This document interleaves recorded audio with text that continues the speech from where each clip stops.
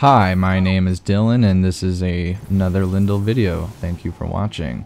Today we're going to be discussing the main jam everyone is playing, which is Sparrow racing. You're probably watching this because you either can't win or you're doing what everyone else is not doing, which is losing. I don't know. Well, we'll be discussing how you can be more competitive in the SRL. I'm going to be going over 10 things you need to know to ensure racing success. For the next 3 weeks, that is. Number 1. Dodging is your friend.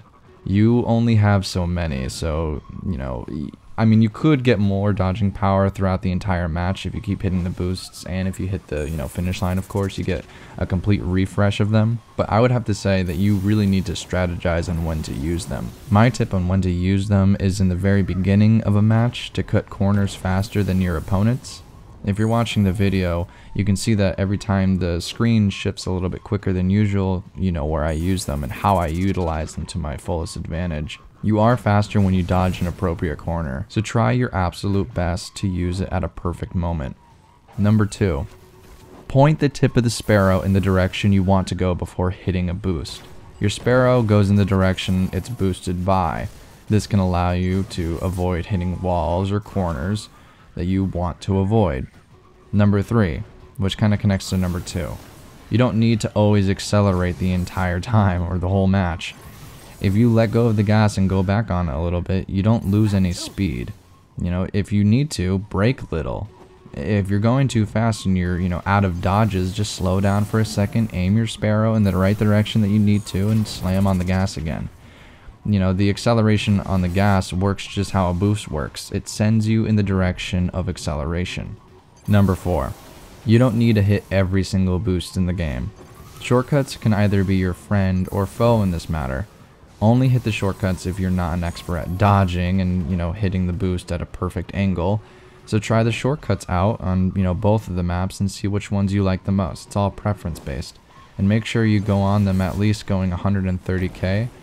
Which is your top speed, and the only reason why you do this is that you are, you're not hitting the boosts, so being the fastest on a shortcut is very, very good, and you need to do that, so only do it at that time.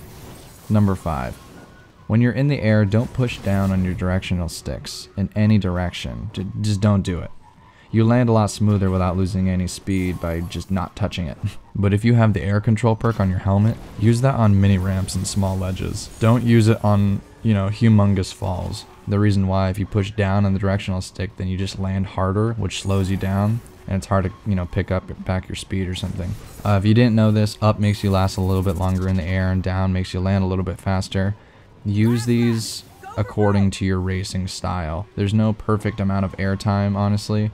Land if you need to land to avoid failure or any sort of bad situation, or stay in the air longer if you're about to fall off a ledge for some reason, in that case. Number 6. Ride how you would ride in patrol. There's a weird disability that people get while playing this game type. You can be so smooth on patrol but suck in a race for whatever reason. Well, the only reason why is because you're taking it so seriously and you keep thinking that you need to be the fastest. You overthink the style of the game that this game type is in. Just ride normally. After you play the maps enough, you'll learn the tracks, and I would say just imagine the race like you're, on a patrol trying to get to some area very quickly. Just loosen up a little bit, seriously, this helps a lot. Just stop treating it like a race and more like I need to get somewhere at some time, fast. Number 7, get away from people. It's not a bad thing to be in last place. Your boosts are larger, and halfway through a match, people are very separate. You can win a match out of nowhere at times due to this. And don't feel like you need to struggle to stay in first place the whole damn race.